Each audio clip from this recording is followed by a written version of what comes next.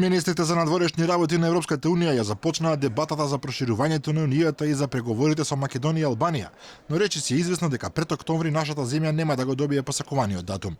Во последните нацрт заклучоци кои беа согласени синоќа на ниво на амбасадори на земјите членки, беше поместено ветување дека Советот ќе се наврати на прашањето во октомври годинава, што е дури и полошо од претходната верзија каде стоеше дека за прашањето ќе се расправа во септември. Со оглед на ограниченото време на располагање и важноста на прашањето, Советот ќе се наврати на темата со цел да постигне суштинска одлука, што е можно побргу и не подоцна од октомври 2019. Овие заклучоци се во корелација со најавата од Берлин дека германскиот Бундестаг за датумот за преговори ќе гласа во октомври, а и германскиот министер за Европа Михаел Рот изјави дека на германскиот парламент му е потребно дополнително време. Разбирам дека се работи за важни прашања за партнерските земји, но мораме да му дадеме време на Бундестагот. Се надевам на позитивен исход колку што е можно побрзо, до октомври.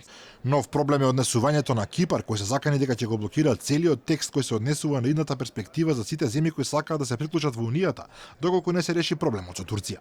Според дипломатски извори, Никозија бара заеднички став на ЕУ во врска со истражувањето природен газ во источниот дел на Медитераното од страна на Турција, што според кипарските Грција нарушува ексклузивната економска зона. Истовремено во ЕУ постои несогласување во врска со евентуалното одвојување на преговорите за Македонија и Албанија.